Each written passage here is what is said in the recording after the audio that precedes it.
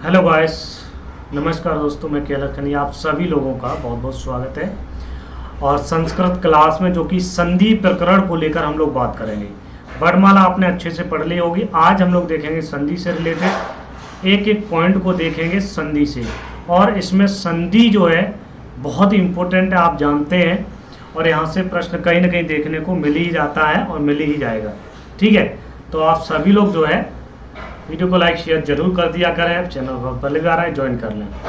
देखो, संधि प्रकरण क्या है, संधि किसे कहेंगे, संधि शब्द कैसे बना। ठीक है, सबसे बड़ी चीज निकल के ही आती है। तो संधि शब्द बना कैसे, तो इसमें सम उपसर्ग है।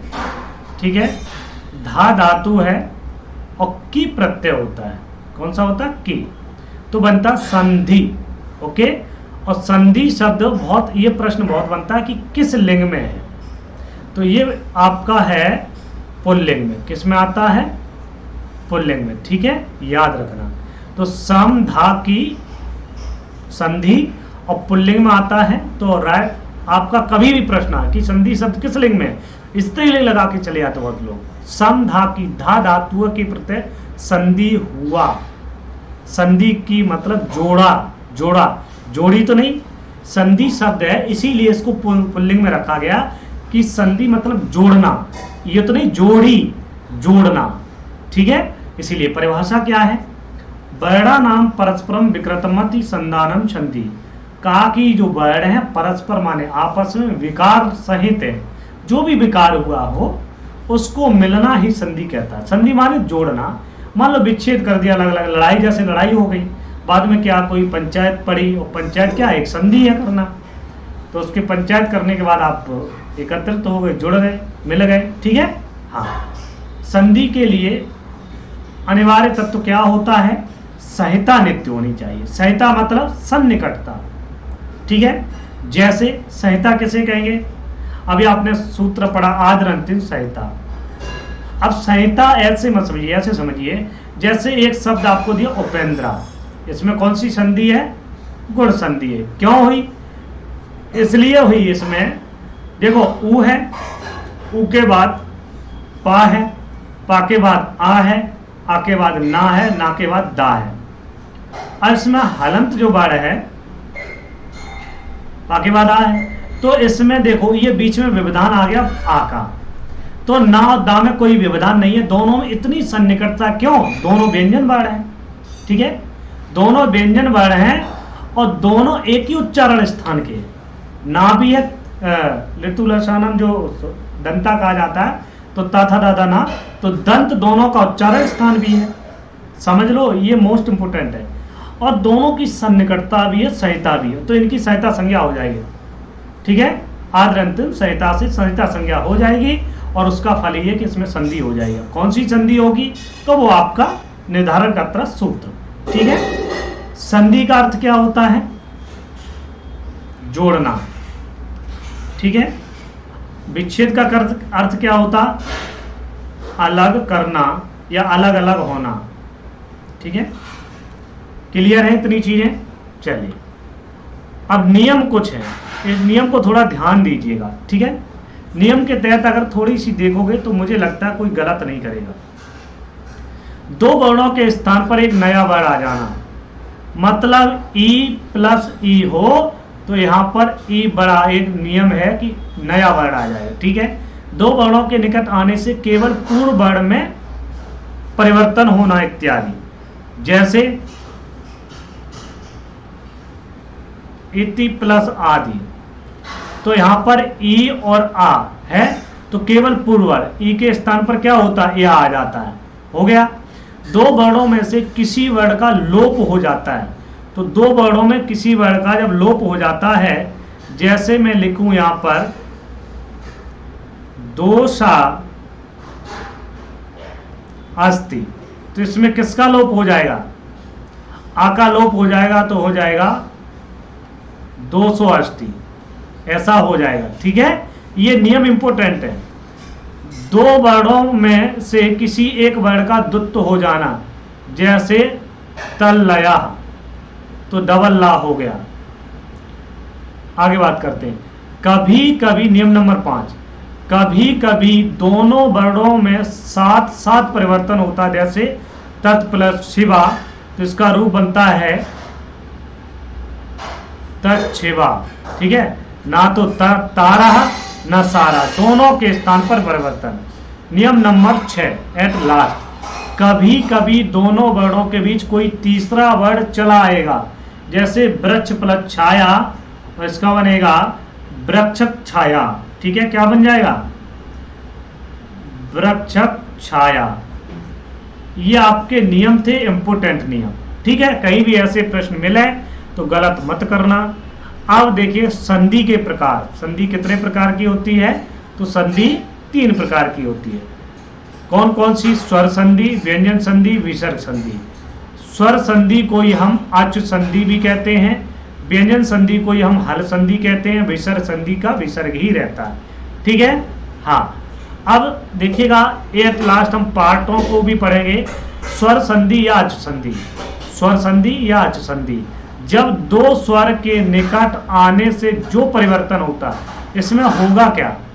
इसमें 2 स्वर आएंगे, 2 स्वर के निकट आने से जो परिवर्तन होता है उसे हम स्वर संधि कहते हैं। स्वर संधि के 8 वेद होते हैं और ये 8 वेद में 3 आपके कम पड़े हुए होंगे, ये वाले, ये हम थोड़े अच्छे से पढ़ाएंगे, बाद बाकी आपके फटाफट आगे बढ़ते जाएंगे। ठीक है, हाँ। तो देखिएगा, दीर्घ संधि, गुण संधि, वृद्धि संधि, यड़ संधि, अयात संधि, पुरूप संधि, पररूप, प्रकृतिभाव, इन सभी के आप सूत्र पढ़ चुके हैं, संज्ञा करने वाला सूत्र। ठीक है, हाँ, संधि करने वाले सूत्र। चलिए सबसे पहले हम बात करेंगे दीर्घ संधि। सूत्र है आकाश सवर्णे दीर्घा। ठीक है, तो अक प्रत्याहार में जो वर्ण आते हैं, तो अक प्रत्याहार में कौन से आएंगे? तो आई ओड और री रिक। ठीक, तो यहाँ आ ई उ रील री 5 वर्ण आते हैं। आ ई उ, आ ई उ, री और रे, इन सभी को दीर्घ होता है। ठीक है, तो आ का कहाँ हुआ? देखो पुस्तकालय, पुस्तक प्लस आलय पुस्तकालय, विद्या प्लस आलय विद्यालय। ई का कहाँ हुआ? रवि प्लस इंद्र रविंद्र, कपि प्लस ईसा कपीसा, गौरी प्लस ईसा गौरीशा, मुनि प्लस इंद्र मुनिंद्रा, श्री प्लस ईसा श्रीसा, मही प्लस इंद्र महिंद्रा। ठीक है, गिर प्लस ईसा गिरीशा, ये ई के हो गए। ऊ कहाँ है? वधु उत्सवा, लघु प्लस ऊर्मी, विदु प्लस उदया, गुरु प्लस उपदेशा, साधु प्लस उत्तम, भू प्लस ऊर्जा, ओके, भानु प्लस उदया। उसके बाद देवालय भी, शास्त्रागार, वाचनालय, ये सब आ जाएंगे। री जो है होत्री प्लस ऋकारा, होत्रिकारा, मातृ प्लस ऋणम, पितृणम इत्यादि। और री का तवलकारा, तब प्लस ऋकारा तवलकारा, नहीं ये नहीं होगा। तो री का कहीं कहीं मिलता है, नहीं भी मिलता है। तो ये इंपोर्टेंट है आपकी दीर्घ, इसी पर दीर्घ संधि आपको समझ में आ गई, कर लोगे कोई दिक्कत नहीं है। आगे बढ़ते हैं गुण संधि। गुण संधि में क्या सूत्र है? आद गुणांक संधि करने वाला। ठीक है, तो इसमें सीधा ये आद गुणा अत गुण संज्ञा साथ, ये कहता है एंग प्रत्याहार में आने वाले वर्णों को गुण होता है। अत माने आ, एंग माने ए और ओ, ये गुण होते हैं। ठीक है, तो भैया देखिएगा, तो गुण होते हैं। अब बहुत लोगों के दिमाग में ये चलता, आ तो कहीं गुण होता ही नहीं, हमने ए और ओ देखा है, तो आ से बनता अर, अर। ठीक है, ये थोड़ा जिसमें यही मिलेगा आपको। तो ये कहा जाएगा? सुरेशा, सुर प्लस ईसा सुरेशा, राजेंद्रा, रमेशा, गणेशा, महेंद्रा, उमेशा, ओके। और उसके बाद फिर ऊ को देखिएगा, महोत्सवा, महा प्लस पीर प्लस उरु पीनोरु, गंगा प्लस उर्मी गंगोर्मी, सूर्य प्लस उदया सूर्योदया, सूर्य प्लस उष्मा सूर्योष्मा। ठीक है, उसके बाद एक आपका अर होता है, एक आपका अल होता है। ठीक है, हाँ, हितोपदेशा हो जाएगा। अब आपका आर गुण कहाँ होता है? तो महा प्लस ऋषि महर्षि यहाँ होता है। ग्रीस प्लस ऋतु ग्रीष्म ऋतु यहाँ होता है। बसंत प्लस ऋतु बसंत ऋतु, वर्षतु, देव ऋषि। अल कहाँ होता? तवलकारा। चारों के चारों शानदार तरीके से आप लोग पढ़ रहे हैं, अच्छे से कर पा रहे हैं। ठीक है, चलिए आगे बात करते हैं वृद्धि संधि। ठीक है, ये आपकी पढ़ी हुई है इसलिए ज्यादा वक्त नहीं दे रहा हूं। ओके, हाँ, पूछ लेगा कि वृद्धि संधि का सूत्र कौन सा? वृद्धि रेच, वृद्धि संज्ञा करने में वृद्धि राधेच। ठीक है, तो इसमें वृद्धि रेच मतलब एच, एच प्रत्याहार में आने वाले वर्णों को हम क्या कहते हैं? तो ए ओंग ऐच, ऐच आएगा। तो ऐ औच। कौन कौन से वर्ड आएंगे? तो ऐ और औ वर्ड आएंगे वृद्धि में। तो ऐ किस में? नैवम, यैवम, लतैसा, दैवैश्वर्यम, मतैक्यम, धनैषणा, पंचैते, विद्यैश्वर्यम, यहाँ औ हो जाएगा। अब औ का देख लीजिएगा, बनाओ वन प्लस औषधि, वन प्लस औषधि। अब हम जो संधि विच्छेद करते हैं वो कैसे करते हैं? देखो यहाँ वन शब्द है, मूल शब्द वन है, अब सार्थक अर्थ दे रहा है। अगर हम जैसे मौषधि है, ठीक है, इसमें हम करते हैं मह प्लस औषधि। अगर मैं ये कर दूं तो क्या मह का कोई अर्थ होता है? नहीं होता है। अगर इसी को हम करते हैं महा प्लस औषधि, महान माने विशाल औषधि वाला, तो हो जाएगा मौषधि। पुष्प प्लस ओका, यहाँ पुष्प ओका हो जाएगा। अब यहाँ देखिए कन्या, कन्योदानम लिखा है, तो अगर हम ये कर दें कन्या, तो कन्या शब्द का कोई अर्थ है? नहीं है। लेकिन अगर इसको हम कर दें कन्या, तो कन्या शब्द है औदानम, कन्या प्लस ओदनम, ओदानम, ओदानम, कन्योदानम, ठीक है। तो आपका कन्योदानम हो जाएगी। ये है वृद्धि संधि। आगे बात करते हैं यड़ संधि। यड़ संधि का थोड़ा ध्यान दीजिएगा, मैं इसको थोड़ा डिफाइन कर दूं। ये कहता एक माने एक, एक माने एक प्रत्याहार, यड़ माने यड़ प्रत्याहार। ये कहता एक प्रत्याहार को ई, उ, री और री। ई को या होता है, उ को वा होता है, री को ला होता है और री को ला होता है, ठीक है। तो पहला उदाहरण आपका इति प्लस आदि, इति प्लस आदि, समझते रहिएगा। ई कहाँ आ रहा है? ता में ई है। आपने एक नियम पढ़ा था, कौन सा? कि पूर्व वर्ण में ही परिवर्तन होगा। तो ई है, ई के स्थान पर या हो जाएगा। ई, या, आदि, ता, तालंत हो जाएगा आदि, ठीक है। या मिलेगा ता से और आ मिलेगा या से, तो बन जाएगा इत्यादि, ठीक। और जब उ आएगा, या आप पहचानना सीखें शब्दों को, बा आए तो यहां बा के स्थान पर छोटा उ हो जाएगा, तो माधु प्लस आरी, ठीक है। लो संधि विच्छेद हो गया कि नहीं हो गया? अब देखो पित्रादेश हम कंफ्यूज होते हैं, आप दीर्घ संधि लगाएं हर्ष लगाएं, तो पितृ में क्या होता? पितृ, पितृ, तो ता रा, ता और रा मिलके क्या बनता है? त्रा बनता है। तो यहां री आ रहा है, पितृ प्लस आदेशा। अब इसमें यार संधि ये कहता है पहला जो स्वर है उसका विपरीत स्वर हो, है ना। तो कहा असमान स्वर हो, उसमें आपकी अर्थ संधि होती है। हिंदी में पढ़ते हो तब भी यही आता है। तो री है, ता, री के स्थान पर रा हो गया, दोनों हलंत है, तो दोनों मिल जाएंगे त्रा। आ मिलेगा त्राते, बन जाएगा त्रा, तो पित्रा देशा, ठीक है। उसके बाद ला, तो लरी, ला की जगह क्या हो जाएगा? लरी, और यहां क्या हो जाएगा? आकृति। क्या हो जाएगा? आकृति। तो हो जाएगा लरी प्लस आकृति लाकृति, ठीक है। चारों वर्ण जाने गए।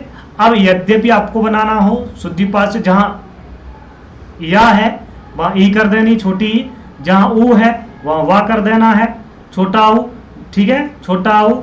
जहां स्वागतम बहुत पूछा जाता है, जहां देखो स्वागतम में सु हो जाएगा ऊ, वधु में ऊ, धात्रंशा, यहां क्या हो जाएगा? री हो जाएगा।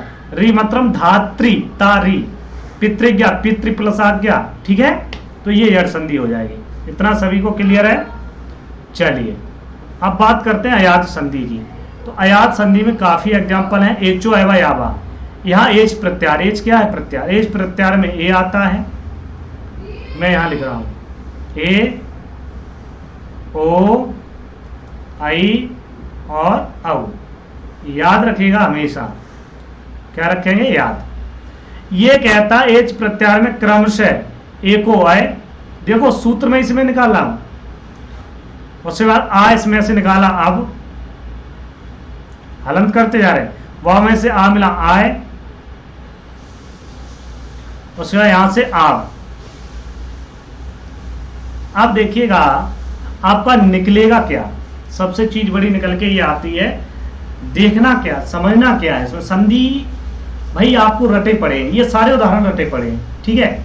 लेकिन आपको ये दे दिया जाए कि भवनम में या पवना का संधि विच्छेद करिए।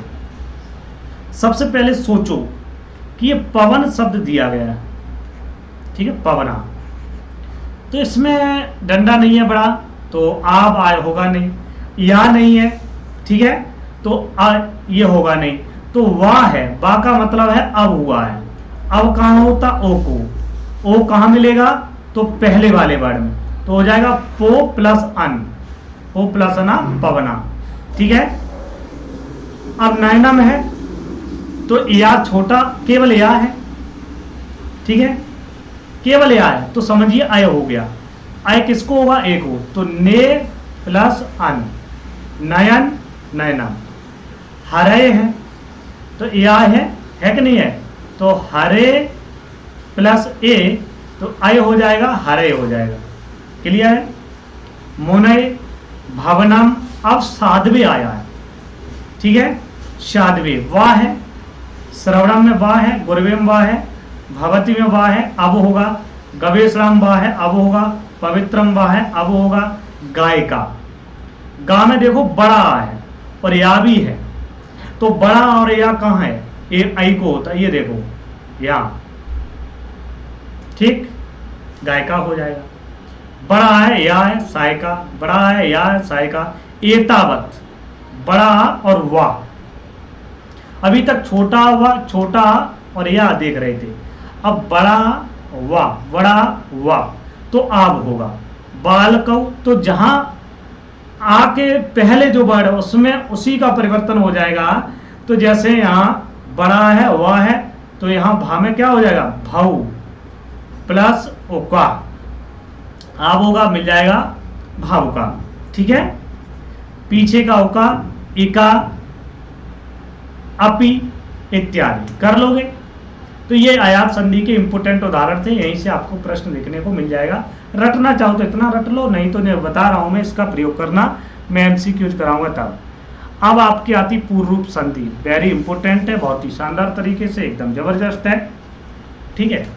पूर्व रूप संधि का थोड़ा ध्यान से देखिएगा।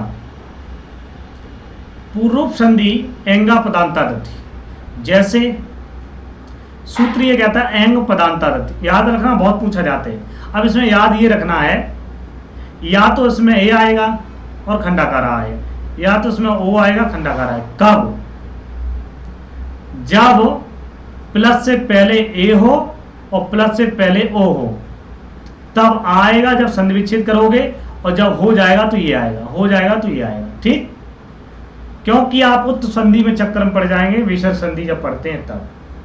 तो रामेत्र है, क्या करेंगे इसका, देखिए, तो भैया ए है, देखो ए है, तो हम क्या कह रहे हैं, रमे प्लस अत्र, जहां ये वाला है वहां आ कर देना, ये वाला है वहां आ कर देना, ठीक है। तो हरे प्लस अब, बने प्लस अत्र, को प्लस अपि, बालको कर लोगे, बालको प्लस अपि, ये दो उदाहरण आप करिए, विष्णु और कोबादीत, ठीक है। इससे हम कहते हैं पूर्व रूप संधि। तो जहां जहां आ है वहां वग्रह का हो जाएगा, एंगा पदांत सूत्र लग के पूर्व रूप संधि क्लियर हो जाएगी, क्लियर है। चलिए पररूप संधि, पररूप संधि एंग पररूपम, जैसे प्रोसति। अब इसमें थोड़ा अलग है, लेकिन मैं अपने अकॉर्डिंग में बता दूं। उपसर्ग आए, और कैसा उपसर्ग, जिसके अंत में आ हो, जिसके अंत में आ हो, ठीक है, छोटा आ हो, ऐसा उपसर्ग, ऐसे 5 ही उपसर्ग हैं, ध्यान रखना। उसके बाद तो हमने यहां लिख लिया उपसर्ग, ठीक है, प्लस धातु, उसमें आपकी पररूप संधि होती है। तो यहां देखिएगा, मैं इसको कर रहा हूं, प्र प्लस ओसति, ओस धातु है, ओसति बनता है, जैसे भू धातु भवति भवता, उसी प्रकार औसत धातु है, ओस धातु, औसति ओसता ओसंति। तो पा में आ है, ये प्र है, प्रा में आ है, तो ये आहंत में जिसमें पर रूप हो जाएगा, आपस में मिल जाएंगे, तो आ मिलेगा पा से तो बन जाएगा प्रोसति। इसी प्रकार से प्र प्लस एजते, एज धातु एजते, एजते आत्मनेपद की। इसी प्रकार से उप प्लस ओसति, ठीक है, ओसति तो हो जाएगा अपोसति। अब देखिएगा यहां पर क्या है, मैं आपको बताऊं, पा में आ है, प्रा में आ है, इसलिए यहां पर रूप हो जाए, ये शर्त है, ठीक है। तो अपोसति प्रेजते, ये 2-3 उदाहरण आपके हैं, पूछ लिए जाते इसी में से, कुछ अलग से नहीं आएगा। अब प्रकृति भाव संधि, ईदु दे द्विवचनम प्रगृह्यम, ये कहता है ई मतलब ईकारांत हो, अंत में बड़ी हो, दु मतलब उकारांत हो, शर्तें हैं ये, और ए मतलब एकारांत हो, एकारांत हो तो इन शब्दों में हो दूसरी बात, ये द्विवचन में हो, किसमें हो, द्विवचन में, तो इनकी प्रगृह्य संज्ञा होगी और जैसा का तैसा रहेगा। प्रकृति भाव का मतलब होता है जैसा का तैसा, सेम कंडीशन, ठीक, केवल प्लस का निशान लग जाएगा। पूछ लेता है इनमें कौन सा प्रकृति भाव का उदाहरण नहीं है, यही 4-5 है, इनमें से आप मिल जाएंगे। अब देखिएगा, आप हरि शब्द के रूप चलाते हैं, हरि हरि, विष्णु शब्द के चलाते हैं तो विष्णु विष्णु विष्णु। मैं किस लिए बता रहा हूं, इसलिए बता रहा हूं ये एक वचन है, ये द्विवचन है, इसलिए यहां पर हरि एतौ, एता एतौ, तो एता ऐसा एतौ, सॉरी ऐसा एतौ, ये द्विवचन का है, तो ये भी द्विवचन है, ये भी द्विवचन है। हरि कैसा है, ईकारांत है, तो इसकी प्रगृह्य संज्ञा हो जाएगी, हो जाएगी तो प्रकृति भाव हो जाएगा, तो हरि एतौ हो जाएगा। विष्णु शब्द है, एमौ है, दोनों द्विवचन में है, उकारांत है तो विष्णु मऊ हो जाएगा। एकारांत गंगे अमु दोनों द्विवचन में है, और एकारांत है तो गंगे अमु, पंचैते पचेते एमौ, ठीक है। तो ये क्या हो जाएंगे, प्रकृति भाव हो जाएंगे। जैसे आपको मान लीजिए यहां पर लिख दूं मैं, गंगे प्लस एमौ, और इस प्लस को हटा दें और गंगे अमु कर दें, तो ये रूप बन गया, जैसा का तैसा। क्लियर है। चलिए अब हम लोग कुछ स्वर संधि के अपवाद सूत्र, वार्तिक, जो हम बात कर रहे थे पिछली क्लास में, वार्तिक क्या होते हैं उनकी हम लोग देखेंगे, चर्चा करेंगे, ठीक है, ओके। हाँ, तो वार्तिक सूत्र जो पाणिनि से छूट गया और इंपॉर्टेंट है, ज्यादा बोर तो नहीं हो रहे, परेशान ना हो थोड़े से हैं, 5-7 हैं, फटाफट कर लेते हैं, ज्यादा डीप में नहीं जाएंगे, एग्जाम की दृष्टि जो भी इंपॉर्टेंट है वो कर लेंगे। अक्षाद उन्याम संख्यानम, अक्ष शब्द के बाद उहिनी शब्द पड़े हो, मतलब इसका संधि विच्छेद क्या होगा, अक्ष प्लस ओहिनी, ओहिनी मत कर देना, ठीक है, ये गलत हो जाएगा, ये शुद्ध है। आने पर पूर्व और पर, मतलब अक्ष में आ है, ओहिनी का ऊ है, पूर्व आ और पर ऊ का आ प्लस ऊ के स्थान पर वृद्धि संज्ञक औ वर्ण आदेश हो जाता है। किससे, इसी सूत्र से नियम है। तो भैया आ का कंठ है, ऊ का ओष्ठ, तो कंठ ओष्ठ किसका है वृद्धि में, कंठ ओष्ठ उच्चारण किसका है, औ का है कि नहीं, तो बन जाएगा अक्षौणी, क्या हो जाएगा, अक्षौणी बन जाएगा। क्लियर हुआ कि नहीं हुआ, अक्षौणी करेक्ट। आगे बात करते हैं। फिर दूसरा वार्तिक है प्रादु हो ढाओ ढाई सही से सु, का की प्र उपसर्ग के बाद, तो यहां में देखो लिखता चल रहा हूं एक एक चीज, प्र उपसर्ग ले लिया, प्र उपसर्ग के बाद ऊहा शब्दांत, तो प्लस ऊहा ले लिया, ठीक है, ऊढ़ा शब्दांत तो ऊढ़ा ले लिया, ऊढ़ी शब्दांत तो हमने ऊढ़ी ले लिया, एक एक पॉइंट, ऐसा शब्दांत तो हमने ऐसा ले लिया, ओके, एशिया शब्दांत एक एक थोड़ा ऊपर बढ़ा लो, ठीक है, एशिया शब्दांत तो हमने एशिया ले लिया, सब ले लिए। आए तो पूर्व और पर के स्थान पर दोनों वृद्धि संज्ञक वर्ण आदेश हो जाता है। तो इन सभी में क्या रहेगा, प्लस प्लस प्लस प्लस, प्रा प्रा प्रा प्रा। पा में सभी में आ बच रहा है, आप प्लस उ आ रहा है और आप प्लस ए आ रहा है। तो आप देखिएगा आ का कंठ है, उ का ओष्ठ है, तो ऐसा कौन सा वर्ड है जो कंठोष्ठ हो जाएगा, अब हो जाएगा। आ का कंठ है, ए का तालु है, तो ऐसा कौन सा वर्ड है जो कंठ तालु वृद्धि होगी, तो आई है। ठीक है, तो जहां ए है वहां प्रैषा और प्रैश्या हो जाएगा, जहां औ है वहां प्रौहा प्रौढ़ा प्रौढ़ी हो जाएगा। कोई दिक्कत, एक एक चीज को बताइए, हुआ कि नहीं हुआ, क्लियर है एकदम, शांत, बिल्कुल धमाकेदार। आगे बात करते हैं, पॉइंट नंबर 3, वार्तिक है ऋते या तृतीय समास, ऋते च, यहां गलत टाइपिंग हो गया, ऋते च तृतीय समास है। यदि पूर्व में अवर्ण हो, यदि पूर्व में अवर्ण हो, ठीक है, हो और बाद में ऋत शब्द पर हो। चलिए मैं यहां पर देखूं, जैसे उदाहरण एक है सुखेन प्लस रेता, ठीक है, नाम में आ है तो पहले अवर्ण है और ऋत शब्द परे हो, ऋत माने बाद वाला, दोनों शब्दों में तृतीया तत्पुरुष समास हो, तो सुखेन में तृतीय व्यक्ति है ऋता सुखार्ता, तो तृतीय तत्पुरुष समास हो गया। पूर्व पर दोनों के वर्णों के स्थान पर वृद्धि संज्ञक वर्ण हो जाएगा, तो आ और री, ऋतु रसाड़ा मूर्धा, और आ का कंठ है तो कंठ मूर्धा किसका होगा, तो अब जाओ जो आपने वृद्धि की थी आर वृद्धि होती है वो यही होती है, ठीक है, तो आ तो ये आ जाएगा ऋतु रसाड़ा मूर्धा, तो भैया कौन सा मिला जाए, तो ऋतु में रा का मिल रहा है, एचुएसानम तालु, और ऋतु में रा और टा है, वो सॉरी री है, री में रा का तालु है कि नहीं है, तो इसलिए किसका हो जाएगा, तो हो जाएगा तालु, तो यहाँ दीर्घ हो जाएगा, रा आ जाएगा, तो आर हो जाएगी। जब आर हो जाएगी तो यहाँ क्या हो जाएगा, सुखेन में सुखार्ता बन जाएगा। इसी प्रकार से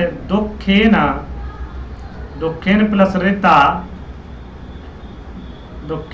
रेता दुखार्ता, कष्टेन प्लस रेता कष्टार्ता। क्लियर है, ओके, ये आपके प्रश्न पूछे जाते हैं। पॉइंट नंबर 4, वार्तिक सूत्र का, प्रवत सतर कम्बल वसनार्ड दशान मृड़े। ये थोड़ा ध्यान देना है, सरल, बहुत शानदार, एकदम बिल्कुल सरल है। प्राणम, अब ये शुरू से देखिए, प्र शब्द आए, वत्सर आए, कम्बल आए, तो देखिए प्र, वत्सर, कम्बल, वसन, दसन, दसन में 10 बचता है, ठीक है, 10, इन 6 शब्दों में, तो 1 2 3 4 5 दिख रहे हैं आगे, हाँ ऋणार्णम भी है, ऋण शब्द, तो यहाँ ऋण शब्द है, तो हम यहाँ लिख रहे हैं प्र प्लस वत्सर प्लस कंबल प्लस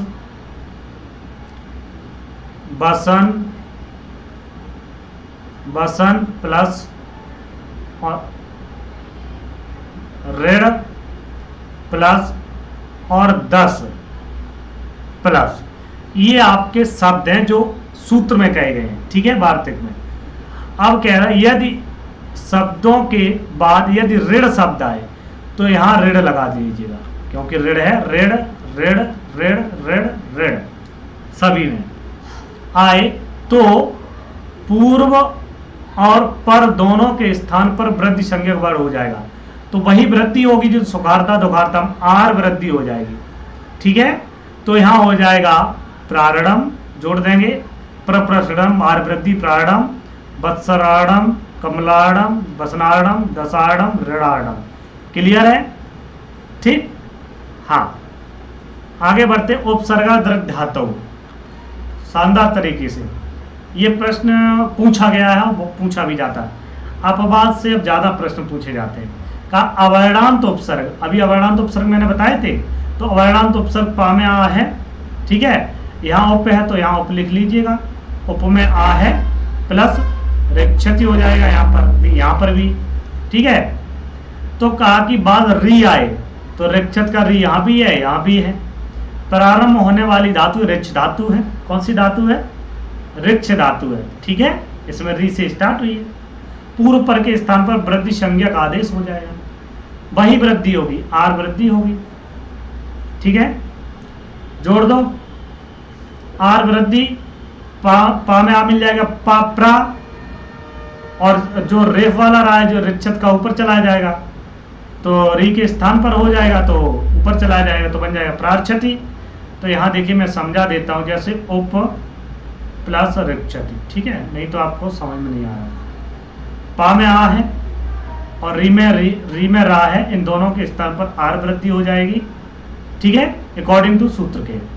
तो यहाँ बच्चा उप पा हलंत है, आ मिलेगा पा से, और यहाँ बनेगा क्षति, तो हो जाएगा उपा, रा का ऊर्ध्वगान, उपार क्षति, ठीक है। तो उपसर्ग धातु से अवर्णांत उपसर्ग हो, आ हो अंत में जिसके ऐसा उपसर्ग हो तो उसमें कौन सी होती है? वृद्धि संधि होती है। क्लियर है? एक संधि आपने पढ़ी थी पररूप संधि, अवर्णांत उपसर्ग के रहते कोई धातु हो, उपोषति, एजते इत्यादि, तो उसमें आपका क्या होता है? पररूप संधि होती है, एंग पररूपम सूत्र से, ठीक है। आगे बात करते हैं। पॉइंट नंबर 6, वार्तिक सकंदवादिश पररूपम वाच्य में एक सकंदवादी गण है। आपको इतना मतलब है, जो मैं उदाहरण दे रहा हूं मैंने ज्यादा से ज्यादा दे दिया है। सकंदवादी गण में टी संज्ञक होगी और टी पूर्व और पर वर्णों के स्थान पर पररूप संधि होगी। अब इसमें वृद्धि नहीं होगी, गुण नहीं होगी, पररूप होगी, मतलब जैसा का तैसा हो जाएगा। टी संज्ञक क्या है? ठीक है, जैसे आपका सक है, ठीक है, सक में आ है, जैसे आपका राजन है, तो कहा कि हलंत वर्ड से पहले आ हो या अंतिम स्वर हो या अंतिम वर्ड से पहला स्वर हो, ठीक है, उसकी टी, उस समुदाय की टी संज्ञा होगी। तो सक में जो आ है और राजन में ना की हो नहीं सकती क्योंकि हलंत वर्ड है, तो इसमें अन है, इस पूरे समुदाय की टी संज्ञा हो जाएगी, इसकी टी संज्ञा हो जाएगी, तो हो जाएगा सक प्लस अंधु, ठीक। टी संज्ञा का फल है कि इसमें सक में जो का में आ था वो हलंत हो जाएगा और अंधु हो जाएगा, तभी तो बन पाएगी संधि, पररूप हो जाएगा। पररूप माने आ जो है का से मिल जाएगा तो बन जाए सकंदु, नहीं तो आ मिलके दीर्घ संधि होना चाहिए, लेकिन दीर्घ संधि नहीं हुई। किसके लिए नहीं हुई? तो कहा कि टी संज्ञक वर्ड के कारण यहां पर नहीं हुई। समझ गए? इसी प्रकार से कर्क प्लस अंधु, ठीक है, इसमें आ है, आ की टी संज्ञा, का हलंत हो जाएगा, आ मिल जाएगा का से, करकंदु।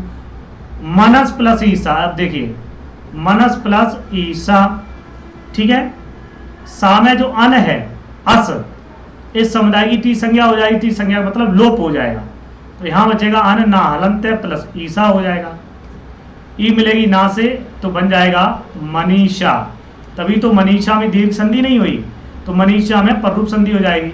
मार्तंडा, पतंजलि, ठीक है, ये सब आपके हो जाएंगे, कोई दिक्कत? पतत प्लस अंजलि, अत की संज्ञा हो जाएगी, पतंजलि हो जाएगा, पतत प्लस अंजलि हो जाएगा, ताकि अत की संज्ञा तालंत रहेगा, आ मिल जाएगा इससे तो पतंजलि हो जाएगा। क्लियर है? Very good. चलिए, सातवां है वार्तिक या स्वाद रेरणो, ये वृद्धि संज्ञा करता है और बहुत ही इंपॉर्टेंट है। ये पूछ लिया जाता है कि स्वाद रेरणो सूत्र जो है किस संधि का सूत्र है, ठीक है। तो जब स्व शब्द के बाद, तो भैया हम यहां पर ले लेते सभी, स्व शब्द लिया, स्व शब्द लिया, स्व शब्द लिया, स्व शब्द लिया, प्लस प्लस प्लस प्लस, ईर शब्द आए तो यहां ईरा आ जाएगा, यहां ईरणी आ जाएगा, यहां ईरम आ जाएगा, ठीक है, यहां ईरी आ जाएगा। कहा कि ईर या ईरिन आदि शब्द आए तो स्व के आकार, स्व में जो आ आकार है और ईर और ईरिन के एकार के स्थान पर ए हो जाता है। तो देखिएगा यहाँ आ है